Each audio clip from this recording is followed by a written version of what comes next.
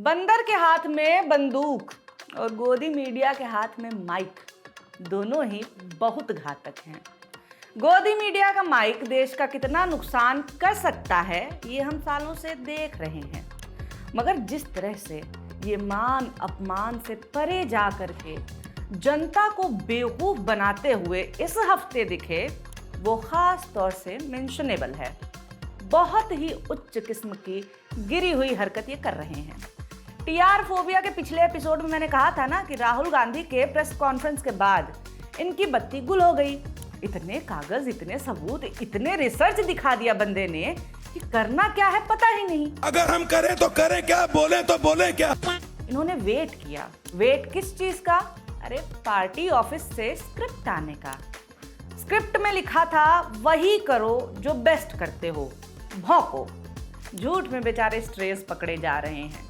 जो ज्यादा खतरनाक है वो तो खुला घूम रहे हैं। हमने भी इंतजार किया कि देखते हैं ये क्या करतब दिखाते हैं, कैसे कहेंगे कि पापा को बदनाम किया जा रहा है। ईसीआई की बात कर रही हूं मैं, क्योंकि इस समय जिस तरह से ईसीआई इनका भगवान बना हुआ है वो देख कर मैं इमोशनल हो रही हूँ। किसी संवैधानिक संस्था के लिए इतना प्यार, आखिर क्यों? एक चीज बताऊंगी, मतलब खुद ही समझ जाना। राहुल गांधी ने कहा ईसीआई चोर है, भाजपाई भड़क गए। ट्रोल्स की सेना और ये वानर सेना ने कहा कि आप हमारे प्रधानमंत्री को ऐसा नहीं बोल सकते। बोला तो चुनाव आयोग को था, लगा भाजपा को। दोनों एक ही है क्या? क्या भाजपा ऑफिस चुनाव आयोग की बिल्डिंग में है या फिर चुनाव आयोग भाजपा ऑफिस से चलता है? अरे ये सवाल है मेरा, इसे स्टेटमेंट मत मान लेना। हाँ खैर, तो इसीलिए चुनाव आयोग मीडिया का नया पापा है। देखते हैं थेथरई की इंतहा टीआर फोबिया के नए एपिसोड में, क्योंकि भैया डर का माहौल है। नमस्कार, आदाब, मैं हूं निवेदिता शांडिल्य और आप देख रहे हैं पॉलिटिक्स। फ्लाइंग किस वर्सेस संविधान और लोकतंत्र की रक्षा। मीडिया को किस पे फोकस करना चाहिए? क्या बोले? संविधान और लोकतंत्र पे? रॉन्ग। फ्लाइंग किस पे? वोट चोरी हो होता रहे, विपक्षी नेता गिरफ्तार हो होते रहे, लोकतंत्र की लंका लगती हो लगती रहे। हमें जवाब चाहिए कि आखिर महुआ मोइत्रा ने फ्लाइंग किस क्यों दिया? इतना बड़ा अपराध, पाप करने वाले तो जेल में जाएंगे ही ना। अंजना चाची ने बताया है फ्लाइंग किस देना गलत बात है, खुद ही देखिए। महुआ मोइत्रा को चक्कर आ रहे थे, तब वो बाहर किसी को फ्लाइंग किस का इशारा कर रही थी, लेकिन जैसे उन्हें पता चला कि उनके आगे वाली सीट पर बैठी टीएमसी सांसद सागरिका घोष उनका वीडियो बना रही हैं, तो फिर से गंभीर हो गई और इस बार उन्हें। अंजना जी, आपकी इस वीडियो को हमने ध्यान से देखा। वो कैमरा देख के सीरियस नहीं हुई थी, सीरियस होने के बाद कैमरे की तरफ देखा है। हमारे भी एडिटरों को स्लोमो और जूम इन करने आता है। करो भाई।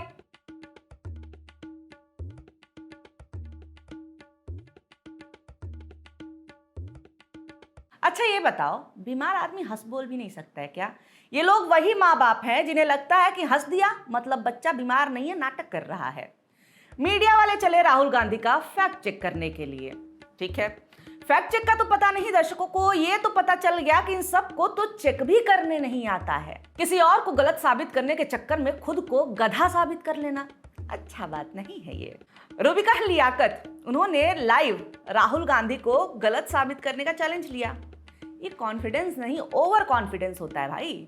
टीवी वाले फेंक रहे हैं कि जो राहुल गांधी ने 6 महीने के रिसर्च में किया, हमने तो 1 मिनट के सर्च में गलत साबित कर दिया।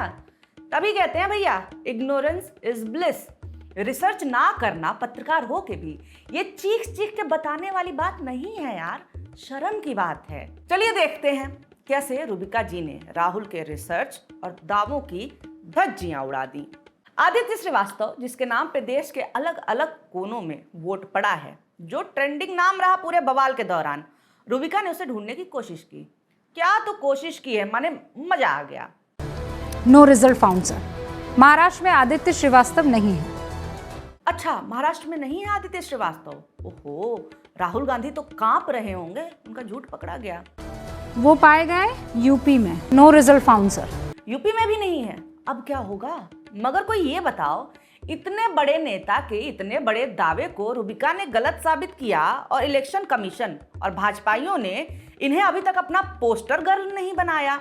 माना कि विपक्षियों को इनके लाइव फैक्ट चेक पर विश्वास नहीं है, पर अपने जो अपने तो अपने होते हैं वो भी मैम को पेडेस्टल पर नहीं बैठा रहे।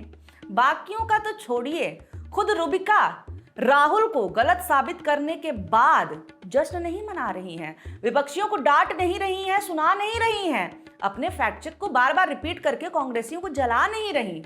इतना बड़ा अचीवमेंट 1 सेकंड में भूल करके एसआईआर की तरफ आगे बढ़ जाती हैं। ऐसे कैसे? कुछ तो गड़बड़ है। चलो मैं बताती हूँ क्या गड़बड़ है। रूबिका लियाकत ने सर्च ही गलत वेबसाइट पे किया था। क्या? या आई नो, बुद्धि देख रहे हो इनकी।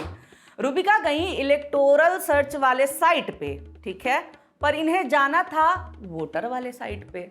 रूबिका जी, टेक्निक ही गलत है आपकी। लोगों ने समझाया कि इतना आसान नहीं है दीदी, ये सारे स्टेप फॉलो करोगी तब जाकर के कहीं ये जानकारी मिलेगी।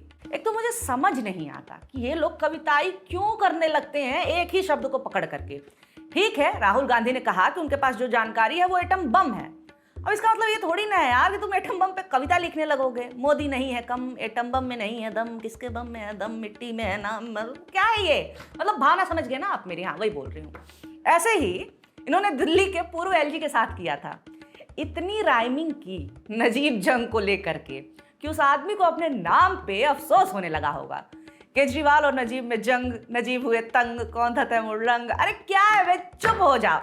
चुप करने से याद आया ये आदमी। मतलब कितनी बेइज्जती कराओगे यार, कितनी।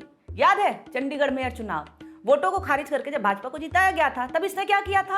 अगर प्रिसाइडिंग ऑफिसर पेन से लिख कर इन बैलेट पेपर्स को इनवैलिड कर रहे हैं, वो तो 8 से ज्यादा पे लिख रहे हैं भाई। अगर आप देखेंगे सारे बैलेट पेपर पे लिख रहे हैं। अगर वो टैंपरिंग कर रहे होते तो भाई 8 पे लिखते, क्योंकि 8 ही वोट तो इनवैलिड हुए, वो सब पे लिख रहे हैं। और दूसरी बात, एक ही जगह लिख रहे हैं भाई। कहीं टैंपरिंग करेंगे तो कहीं ऊपर लिख देंगे, कहीं कुछ लिख देंगे, कहीं दाहिने कर देंगे। सारे पेपर पे वो लिखते जा रहे हैं, उसको आगे बढ़ाते हैं। तो इसलिए इस वीडियो को टैंपरिंग का वीडियो कहना मुझे तो उचित नहीं लगता, क्योंकि अगर वो सिर्फ 8 कागज पर लिखते दिखते तब समझ में आता कि ये टैंपरिंग हो रही है। वो सारे कागज पे लिख रहे हैं, एक ही जगह पे लिख रहे हैं। वो सभी वोटों पे लिख रहे थे, फर्जी तो केवल 8 निकले थे ना। वो ऐसे नहीं है, उन्होंने ऐसा नहीं किया है। अनिल मसीह ने खुद कह दिया था कि हाँ मैंने 8 वोट बेकार किए थे। तब अनिल मसीह इनके माई बाप थे।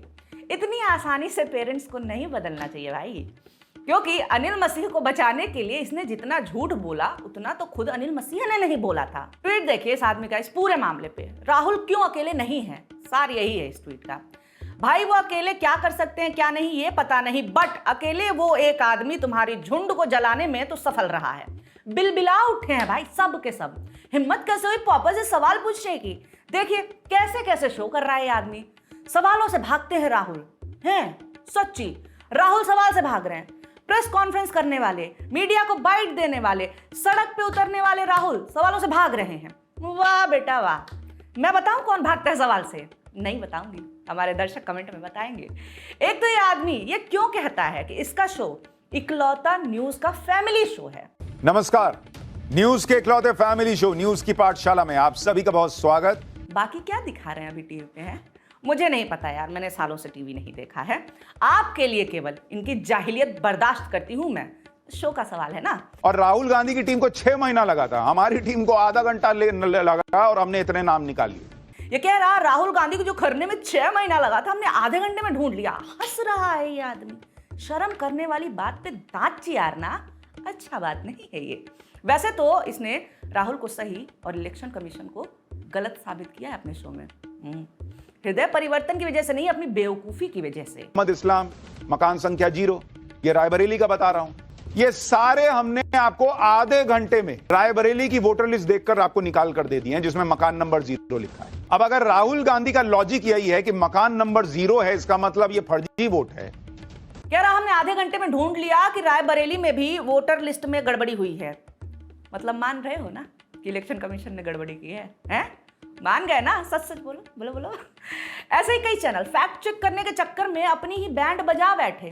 यही होता है यार विनाशकाले विपरीत बुद्धि। आप क्या कहना चाहेंगे इस विनाशकारी मीडिया के बारे में? कमेंट करके जरूर बताइए। क्या ये जानबूझ करके ऐसा करते हैं या फिर सच में इतने बेवकूफ हैं? ये भी बताना है, ठीक है? और ऐसे ही वीडियोस आपके सामने आते रहें, टीआर फोबिया दिखता रहे, हम लोगों को रोस्ट करते रहें, इसके लिए चैनल को सब्सक्राइब करना नहीं भूलना है। ओके, चलिए टाटा बाय बाय, मिलते हैं फिर अगले वीडियो में।